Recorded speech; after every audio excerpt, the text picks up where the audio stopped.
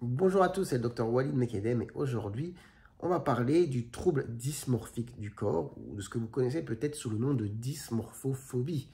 De quoi s'agit-il? Il s'agit du coup d'un trouble qui se caractérise chez les personnes concernées par une obsession excessive et irrationnelle de certaines caractéristiques de leur physique perçues par elles-mêmes comme des défauts, mais voilà, qui sont à la base parfois soit minimes, soit inexistants. Et du coup, cela va entraîner une obsession avec parfois des comportements compulsifs, comme le fait de se regarder tout le temps dans le miroir, de chercher à cacher, d'utiliser beaucoup de maquillage, ou dans certains extrêmes, d'utiliser la chirurgie esthétique. On va avoir aussi cette préoccupation excessive avec le fait de tout le temps regarder, analyser, checker, se mettre dans le miroir, ou se peser, par exemple, si on est préoccupé par le poids. Et ça va engendrer une anxiété, ça peut aller jusqu'à la dépression. Et chez certaines personnes, on va avoir le développement de ce qu'on appelle des troubles du comportement alimentaire, avec par exemple l'anorexie.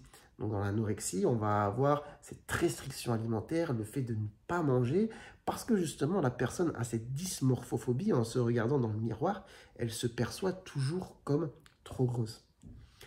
Du coup, aujourd'hui, j'ai envie de revenir un petit peu sur un des éléments qui peut être un facteur précipitant ou aggravant de ce genre de trouble, qui sont les réseaux sociaux.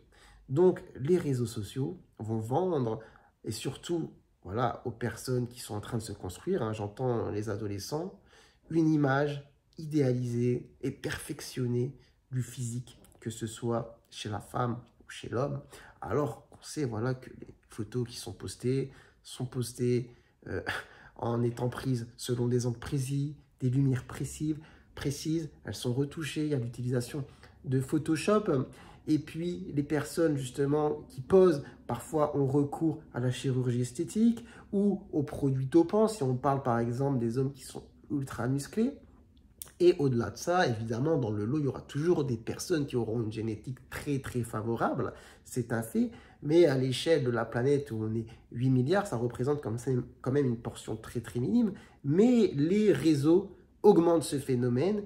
Et les personnes qui scrollent, qui surfent sur Instagram, par exemple, ont l'impression que les femmes ou les hommes qu'elles voient passer sont vraiment tout le temps exceptionnellement beaux. Voilà. Et la personne qui voit ça trouve à ce moment-là qu'elle ne correspond pas ou est très très loin justement de ces caractéristiques de beauté idéalisées, et cela peut soit accentuer, soit précipiter l'apparition de ce genre de troubles.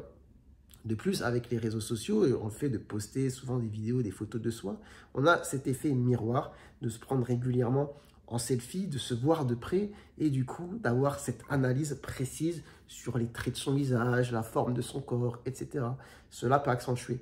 Puis à côté de ça, on va avoir le retour des autres personnes avec les commentaires. Et vous imaginez bien que sur Internet, enfin, vous imaginez pas, vous le savez, les commentaires ne sont pas forcément très sympas, très gentils. On va avoir des commentaires parfois inappropriés ou des retours sur le physique qui sont dévalorisants et qui peuvent justement jouer sur cela. Et qui plus est, on a vraiment la démocratisation aussi sur les réseaux sociaux du recours à la chirurgie esthétique ou à l'utilisation de produits dopants. Donc voilà, faites très attention aux réseaux sociaux et si vous êtes parent, ayez un regard vraiment sur l'utilisation des réseaux sociaux chez vos enfants. Enfin bref, voilà, je voulais juste faire un retour sur ce qu'est le trouble dysmorphique du corps, d'accord? Et sur ce facteur vraiment qui me semble très important, sur lequel on peut essayer vraiment d'avoir la main dessus, qui est l'utilisation des réseaux sociaux. Après, évidemment, ce n'est pas le seul facteur, je ne vais pas réduire cela juste à ça, mais dans notre époque, cela a un rôle important justement sur ce genre de problématique. Donc, si on peut au moins déjà jouer sur cela, ce serait très intéressant. Voilà, j'espère que cette vidéo vous aura plu, que vous aurez appris probablement des choses. Si c'est le cas, n'hésitez pas à vous abonner, à liker. Et puis moi, je vous dis, prenez soin de vous, prenez soin de votre santé et à très bientôt, je l'espère, pour de nouvelles vidéos. Ciao, ciao.